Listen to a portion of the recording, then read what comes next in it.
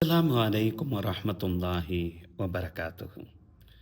நபி தோழர் அப்துல்லாஹ் இப்னு மசூத் ரலியல்லாஹு அன்ஹு அவங்க அறிவிக்கக்கூடிய இந்த ஹதீஸு முஸ்னத் இமாம் அஹ்மத் மற்றும் ஹாக்கிம் போன்ற ஹதீஸ் நூல்களில் இந்த ஹதீஸு பதிவு செய்யப்பட்டிருக்கு. நபிகள் நாயகம் ஸல்லல்லாஹு அலைஹி வஸல்லம் அவங்க இவ்வாறு சொல்லுவாங்க, இன்னல்லாஹ கஸ்ஸம பைனக்கும் அஹ்லாகக்கும். நிச்சயமாக அல்லாஹு சுப்ஹானஹு வ தஆலா உங்களுக்கு மத்தியில் நல்ல குணங்களை பங்கீடு செய்திருக்கிறான். உங்களுக்கு மத்தியில் நல்ல குணங்களை பங்கீடு செய்திருக்கிறான்.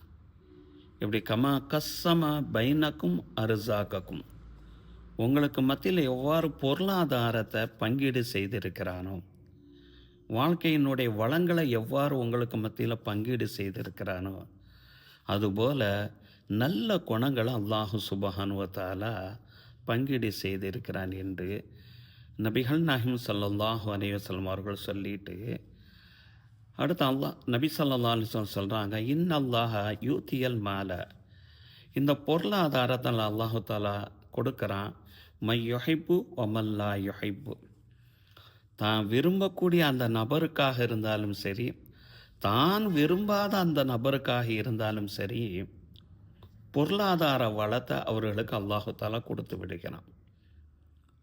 ஆனால் தான் விரும்பக்கூடிய அந்த நபருக்கு அல்லாஹு தஆலா யாரை விரும்புகிறான், இன்னல்லாஹ லா யோத்தியல் ஈமான இல்லா மன் அஹப்ப, அல்லாஹ் நமக்கு கொடுத்துருக்கிறான் பாருங்க அந்த ஈமான், இறை நம்பிக்கை, இறைவன் மீது உண்டான அந்த நம்பிக்கை, ரசூல் ஸல்லல்லாஹு அலைஹி வஸல்லம் அவர்கள் மீது உண்டான அந்த முழுமையான அந்த நம்பிக்கை இருக்குது பாருங்க, அதான் அல்லாஹ் தஆலா யாருக்கும் கொடுக்க மாட்டான், தான் விரும்பக்கூடிய அந்த நபர்களுக்கு மட்டும்தான் கொடுக்குறான்.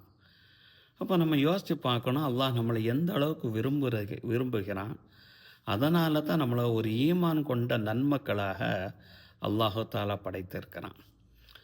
அடுத்து நபி ஸல்லல்லாஹு அலைஹி வஸல்லம் சொல்கிறாங்க, அடுத்து அல்லாஹ் யாரையெல்லாம் விரும்புகிறானோ அவர்களுக்கு மட்டும்தான் இந்த ஈமானை கொடுக்கிறான் என்று சொல்கிறாங்க நபி ஸல்லல்லாஹு அலைஹி வஸல்லம்.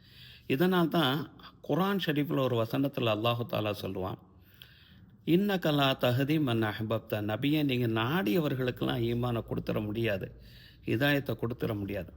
வலாக்கின் அல்லாஹ யஹ்தி மையஷா, அல்லாஹ் யாரை விரும்புகிறானோ, யாருக்கு நாடுகிறானோ அவர்களுக்கு மட்டும்தான் ஹிதாயத்தை வழங்க முடியும் என்று இந்த வசனத்தில் குறிப்பிடுகிறான். இப்படிப்பட்ட உயர்வான இடத்துல இறைவன் நம்மளை வச்சிருக்கிறான். ஆனால் நம்ம உலகம் சொல்லிட்டு அந்த விஷயத்தில் போகிறது எந்த விதத்தில் நியாயம்? யோசிங்களேன்.